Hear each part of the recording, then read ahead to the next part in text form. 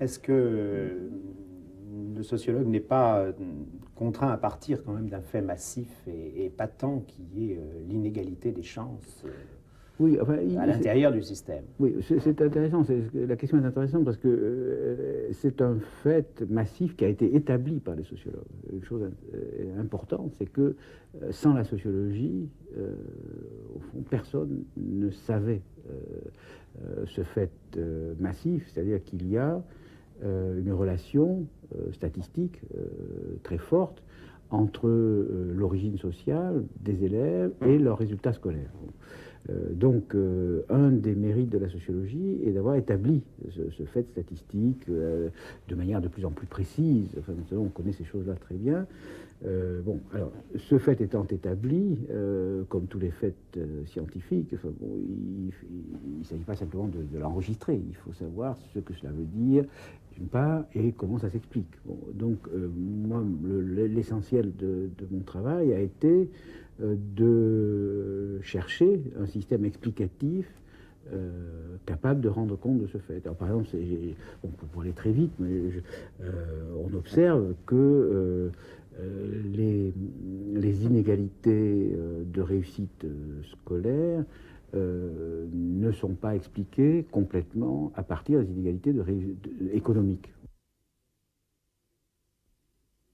Donc il a fallu inventer une notion que j'ai appelée capital culturel, c'est-à-dire l'idée que nous héritons de notre famille pas seulement des moyens matériels, mais nous héritons des instruments de connaissance, d'expression, des savoir-faire, des savoirs, des techniques, des modes, des manières de travailler, par exemple.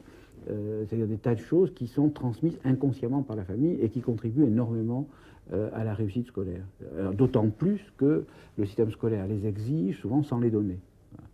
Alors là, je prends un exemple simple, qui est celui des techniques de travail, par exemple. Je pense que un des avantages majeurs des enfants des catégories intellectuelles, par exemple, bon, outre le fait qu'ils entendent dans leur famille un langage qui est assez proche de celui qui se parle à l'école et que l'école exige, bon, outre le fait qu'ils ont une attitude de rapport à la culture, des intéressés, etc., très proche de ce que l'école demande, il y a le fait qu'ils reçoivent de leur famille des indications, pour ne pas dire des incitations, concernant la manière de travailler, la manière d'organiser le travail dans le temps. Oh, laisse tomber ça, fais plutôt ça maintenant. Alors là, tu ferais mieux d'aller jouer au foot, tu es trop fatigué.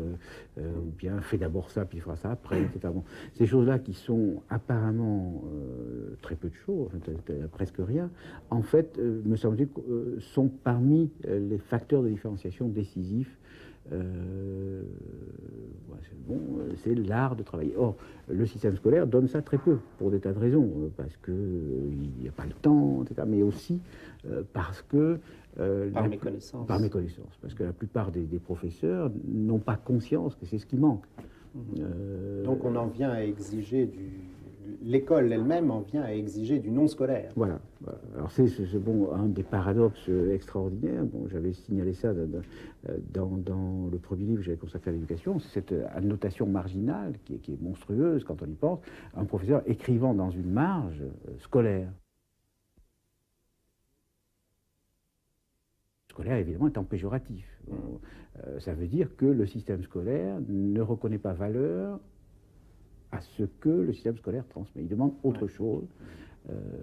Il ne se contente pas Mais ça veut dire une chose très importante, ça veut dire que les jugements scolaires sont souvent, plus souvent qu'on ne le croit, des jugements sociaux déniés, comme dit la psychanalyse, des jugements sociaux qui ne se perçoivent pas comme tels, qui s'ignorent comme tels. Et à travers donc des qualités que l'on croit purement scolaires, on appréhende des propriétés sociales et on ne le sait pas.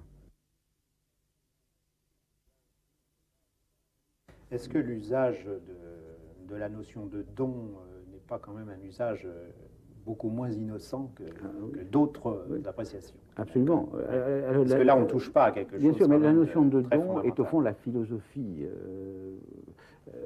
c'est la philosophie même de tout ça. C'est-à-dire, dès le moment où on ignore la relation, on ignore que les capacités, les aptitudes, les qualités, les propriétés que l'on demande et que l'on apprécie, dès le moment où on ignore qu'elles sont socialement produites, bon, qu'elles ne sont pas dans la nature, mais qu'elles sont dans un travail social, historique, celui de la famille, celui de l'école, etc., bon, il ne reste que le don.